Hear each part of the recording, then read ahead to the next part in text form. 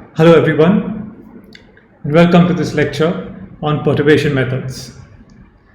So in the last few lectures we have seen how we can use the methods of scaling analysis to non-dimensionalize a set of governing equations and thereby to identify the non-dimensional groups that control the physics of the problem.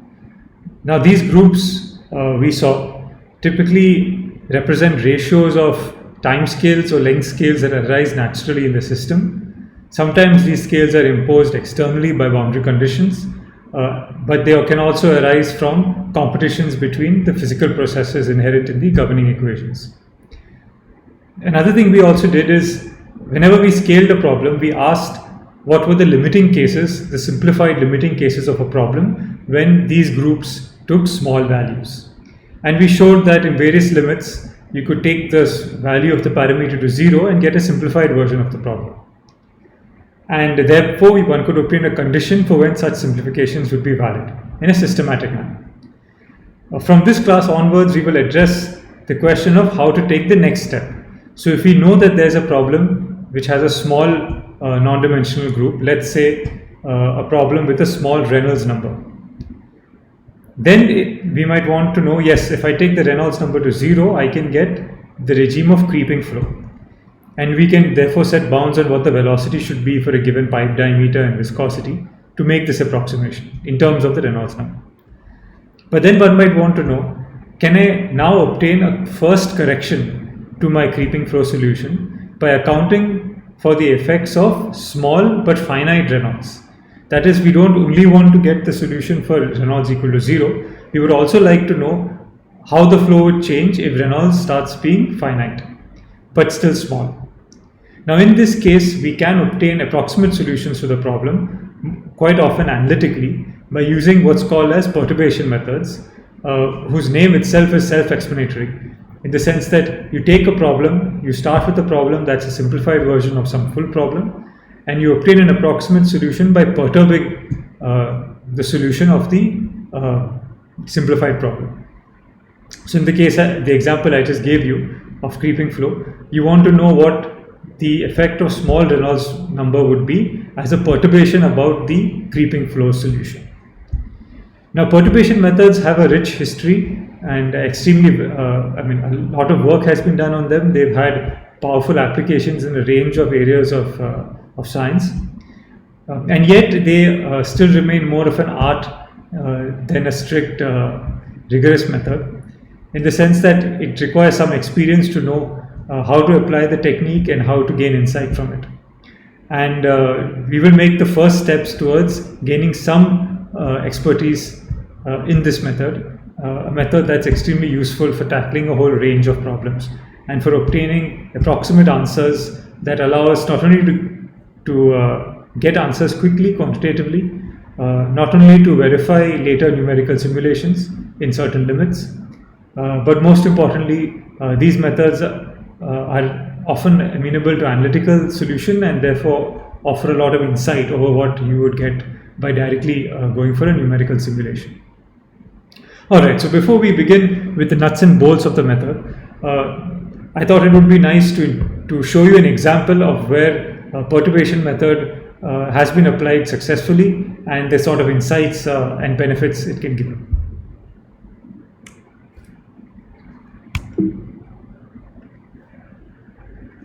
Yes, so our example is going to be that of curved microchannels. So basically, we have already encountered microchannels earlier in the case of electroosmotic flow. Here I would like you to consider for a moment a situation where you have basically a microchannel here. This is a typical example of a microchip device, and the actual fluidic channels are located in this small space as indicated by my mouse. So you pump fluids in using a pump into the inputs here, and you can extract an output. And you can do a whole number of things in these tiny channels, a whole range of chemical processes, mass transfer operations, and so on. The main benefit they offer is high surface area to unit volume, which means faster mass transfer if you're doing two-phase flows, and it's also useful if you're carrying out dangerous reactions, because the volume you're dealing with now is much lower. And it can also help in processes where you're working with small volumes to make the most of those, for example, in testing glucose in the blood and so on. Anyway, so in a whole range of applications, what one is interested in is to somehow try and improve mixing within these tiny channels. Now remember, because the channels are small, for typical fluids with the properties near water or even oil, the Reynolds number is extremely low, which means that you cannot rely on inertia of the fluid or on turbulence to enhance mixing. Instead, what you could do is introduce curved channels, which by virtue of centrifugal forces can drive circulations within the fluid. So what is shown here is, if you take the cross section through a curved channel and look at the streamlines in the cross sectional plane, you will see a pair of vortices which are known as Dean vortices. After Dean, who first showed their presence theoretically, in fact using a perturbation method, in 1927-28. Okay, so again to just picture the flow, there is an axial component of flow along the channel, along the curve, but in the cross section there is these two vortices. So the net effect is that you have a pair of helical vortices, which, as I said, are called Dean vortices. Now, the single phase version of this problem has been understood for a long time, but more recently in this paper, the two-phase version was analyzed of two fluids with different viscosities, different densities, and with a surface tension between them, flowing through a curved bed. And this is an experimental micrograph of that situation. And you can see that there is a clear interface between fluid 1 and fluid 2. And although you cannot see through the cross section, if the surface tension is high enough and the contact angle is close to 90, the interface can be nearly flat. And we will assume it to be flat for simplicity in the rest of this lecture. Anyways, the idea is that as the fluid flows around the bend, centrifugal force will push the fluid outwards and do so most strongly at the center, where the axial velocity is largest, being away from the bounding walls. And that will lead to the emergence of these helical vortices. So our goal is to use perturbation methods to try and basically identify and understand this flow field without going all the way to numerical solutions right at the beginning. Okay, so what is the relevance of perturbation methods to this problem of flow in a curved channel?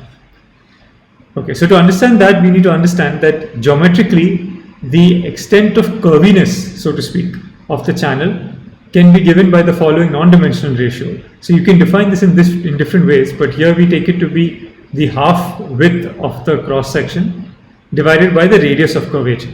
So if you have a curved channel as such, the radius of curvature is the distance from the center line of the curved channel to the origin about which it curves. So it's essentially 1 in this figure, whereas the half width is 0.1, and so the value of this epsilon parameter, this curvature ratio, is 0.1 in the first figure, and it increases as the channel gets more curved in a sense relative to its cross section. So now the point is that you see, even this case, the least strongly curved one of where epsilon is 0.1, where epsilon is 0.1, still has quite a decent or strong, is still decently curved. And the point of this is to show you that even channels, realistic channels which seem rather curved to our eye, actually have relatively small values of this parameter epsilon. And so it is natural to ask whether we can obtain a solution for flow in a curved channel as a perturbation about the case where epsilon is 0, which of course corresponds to the perfectly straight channel. And you know that the perfectly straight channel, you know the solution analytically, it's simply Poiseuille flow in a straight channel. And so that problem is easily solvable.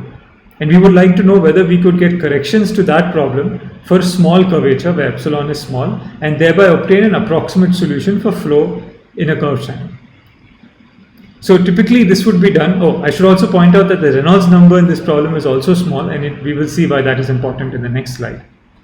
Now typically what is done is you take the velocity field of the full problem, which depends on, of course, space as well as the parameter epsilon, and you remove the epsilon dependence as a power series.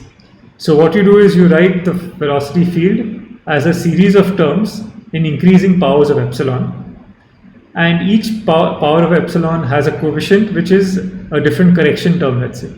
So when epsilon is 0, you get u naught corresponding to flow in a straight channel, and then you get corrections to that at higher orders of epsilon. And if epsilon is sufficiently small, the higher order terms will get smaller and smaller as you go to higher orders. This is the basic idea behind an asymptotic expansion, and we'll talk about it more as we go through the lectures to come. Anyway, it's nice to, at this point, look at the full set of governing equations. So if I use an appropriate coordinate system and write down the equations for the full problem without making any approximations, then these are the following equations that we would obtain. The first equation here is the equation of continuity. You see, this term is sort of like what you would get for u by r. It is really u by r in a cylindrical coordinate system, but where the radial distance to the channel is transformed in terms of the local coordinate system with origin within the channel. So you have this 1 plus epsilon x term. Anyway, the point here is that if you go through the other equations, the equation for the momentum equation in the x direction, in the y direction, which are both oriented in the cross section of the channel, and then w, which is in the direction of the curved, is a longitudinal direction, it's along the flow. So you would see that the parameter epsilon appears in all these equations, and the important point is if you take epsilon to 0, you will get the equations for flow in a straight channel, where w would be the only surviving component of velocity. But now if you take arbitrary curved channel, you get many more terms, right? So for example, if I quickly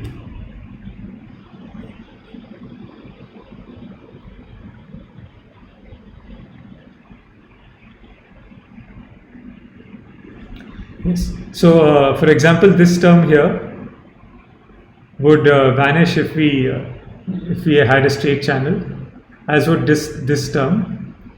You also see that there are terms here which are due to the curvature of the channel, and then there's another term here in the momentum equation, and some corrections here. Okay, now the thing I want to highlight as an important aspect of the physics is this term. So you see, if you look at this is the equation, like I said, for the flow in the cross section. You see that there is this Reynolds number times epsilon times w square, where w is, remember, the axial velocity. So this really represents the centrifugal force.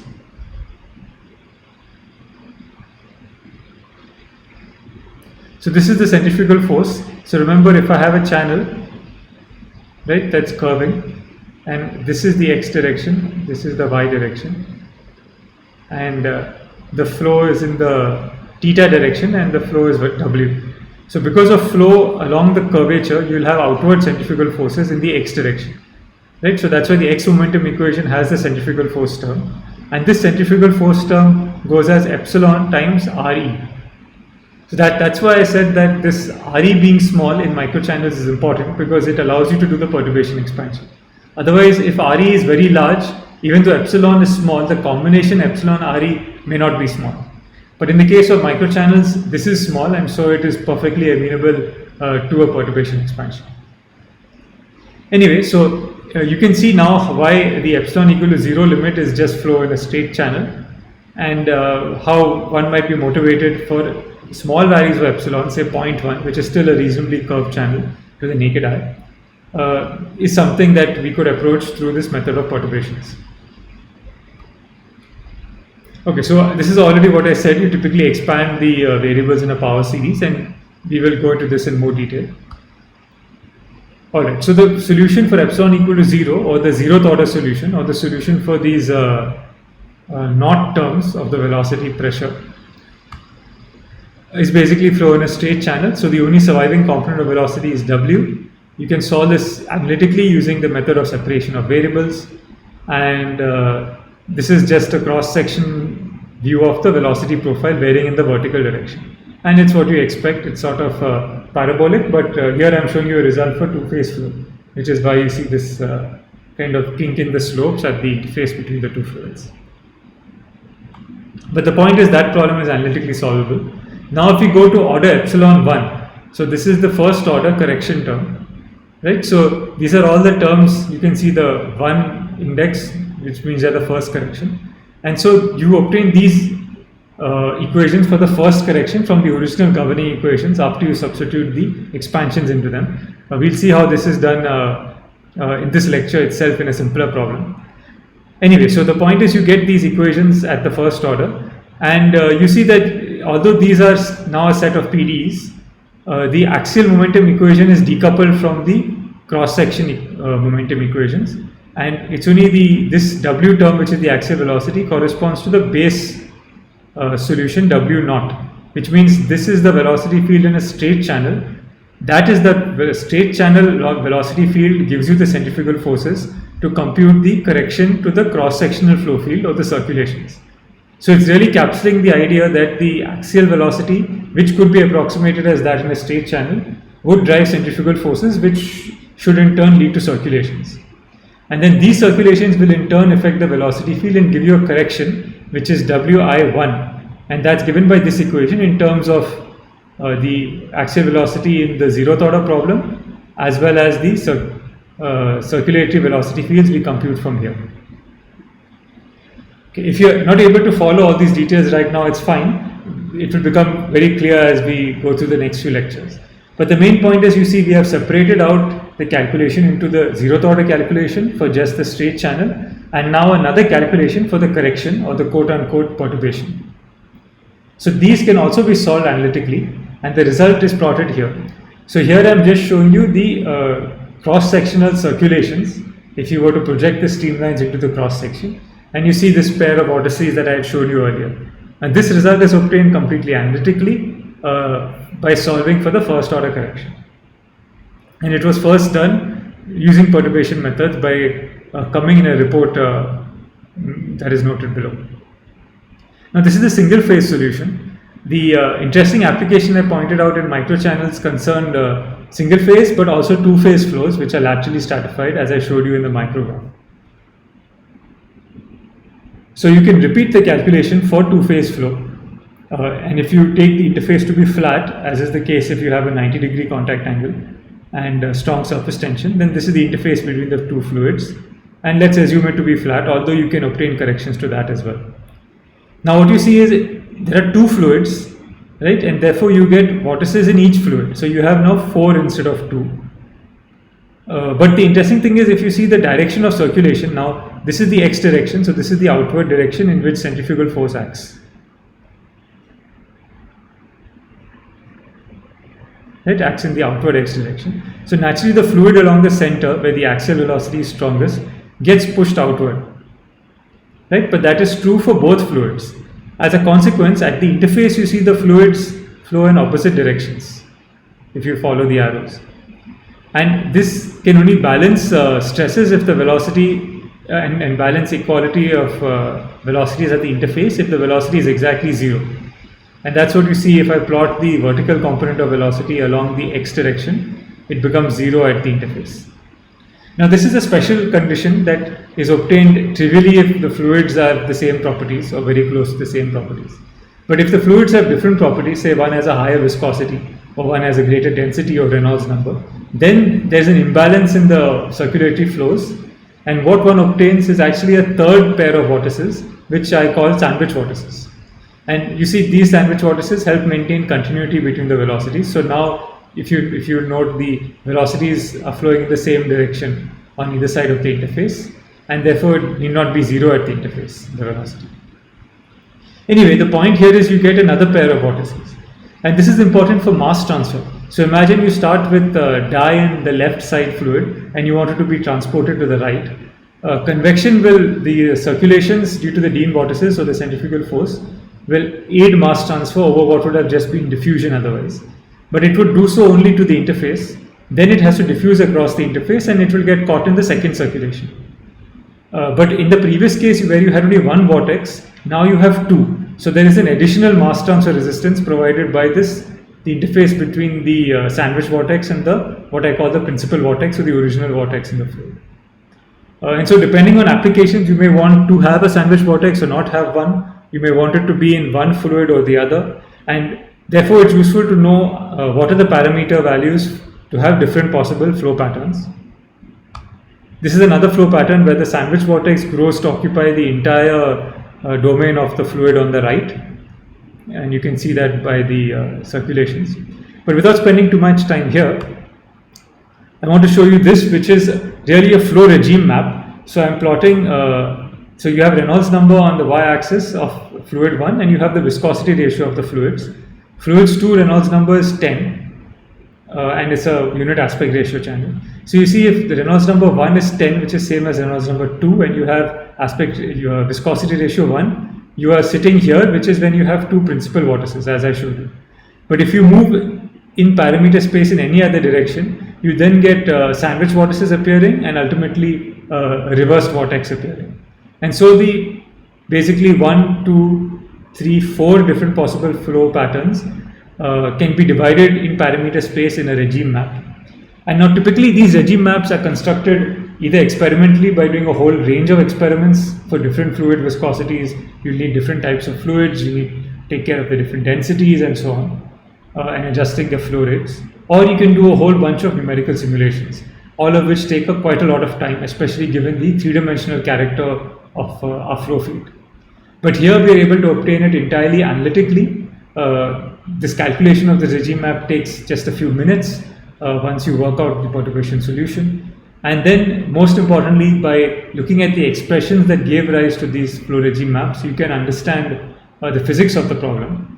And in this particular problem, it turns out that the fluid with the higher Reynolds number, or the higher viscosity, or the higher hold-up, that is the volume fraction in the channel, ends up dominating the flow, and it forces the other fluid to occupy, or the other fluid to have a sandwich vortex or to have a reversed vortex. So that's a sort of physical rule of physical principle, let's say, that underlies these flow patterns that you can extract out through a perturbation analysis. That would be very difficult to figure out from just doing brute force numerical computation. Okay, and before we leave this example, let me show you something that might have been on your mind. So yes, I have we can obtain perturbation solutions, but these are all valid for, like I said, small values for epsilon and even small Reynolds number. So how small is small?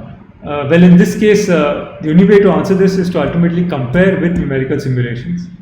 But even if you have to do that, you can be quite sure that for small values you have a good answer. And even though you have to do a numerical simulation to figure out how far you can push perturbation calculations, you still have a good idea of the behavior of the system and how different parameters affect it. So you need not run a whole range of simulations. You can just do a few targeted numerical simulations to check the accuracy of your perturbation calculation. And that's what is shown here. So the blue figure, right, the blue streamlines show you the flow pattern for a given set of parameters obtained by perturbation analysis. And then the B, C, D and E panels show you the flow pattern as you crank up the Reynolds number. So case B is a Reynolds number of 50, which is really far from 0, right? It's larger than 1. It's well above the range of most microchannel operations. Or I should not say that, it's well within the range of microchannel operation and for layered flows. And you see that you have a remarkable agreement between the perturbation calculation and the full numerical simulation of the 3D equations shown in black. If you go to higher Reynolds number of 200, which is now well above most applications in microchannels, you still see the agreement is pretty good. And the line plots are shown in this plot here on the right for RE200, which compares the dashed line, which is the perturbation solution, and the blue curve, which is the numerical simulation. So you see again excellent agreement even for this rather large Reynolds number. Here the value of epsilon is 0.1. So if epsilon was made 0.2 or 0.3, the Reynolds number would have to be smaller to obtain such agreement. But you can still see it would be quite good for quite a range of Reynolds. But now, of course, eventually if you go to higher and higher Reynolds, so the highest value I take is 600, you can see the pattern of the vortices starts looking different. The shapes start to change. The sandwich vortices start to change in character. And in the case of RE400, although the pattern doesn't look very different, you see that in detail, the profiles start to have different values quantitatively. So as expected, if you violate the conditions under which the perturbation expansion was obtained or the perturbation solution was derived, you would start to incur errors. But typically in many applications that happens at relatively large values of these parameters. and I mean large enough, let's say, for it to be still practically useful to use perturbation methods. Okay, so here I've given you one concrete example of the power of perturbation methods in fluid mechanics. You can find many other examples, and we will cover a few in the course over the next few lectures in the context of perturbation methods, but also when we solve other transport problems, we will be using these ideas again and again. Also, beyond fluid mechanics, in other fields of mechanics, other fields of physics, the idea of a perturbation technique or a perturbation calculation is widespread and very powerful. In fact, one of the earliest successes of perturbation methods, probably the most famous, and also one of the early successes of Newtonian mechanics, was in fact the theoretical discovery of the planet Neptune by studying deviations of the orbit of Uranus about the Sun. So the idea was, by looking at the basically experimentally observed orbit of Uranus, people detected deviations of that orbit from what it should have been. And then they attributed those deviations to the possible presence of another planet further away from the Sun, which would ultimately be identified as Neptune. But now, to calculate the possible deviations that Neptune could incur on the orbit of Uranus, you would have to solve a three-body problem involving the Sun, the planet Neptune, and the planet Uranus, and the perturbing planet Neptune. But this three-body problem is unsolvable analytically, and we didn't have the numerical computing ability to do that back then. And so everything that had to be done analytically on paper. And people were able to show that using perturbation methods, by treating the effect of Neptune on Uranus as a small perturbation, they could obtain an analytical correction perturbatively to the orbit of Uranus, and thereby infer where Neptune should be located and what its size should be. And then they kind of told astronomers with telescopes to look at this position in the sky to find a planet, and lo and behold, they found Neptune. So this is one, it's an early success story, and you can Google perturbation methods and Neptune, and I think there's a Wikipedia article where you can read more about this. So anyway, leaving the planets, let's get back down to our problems of flows in channels and pipes and some other interesting problems.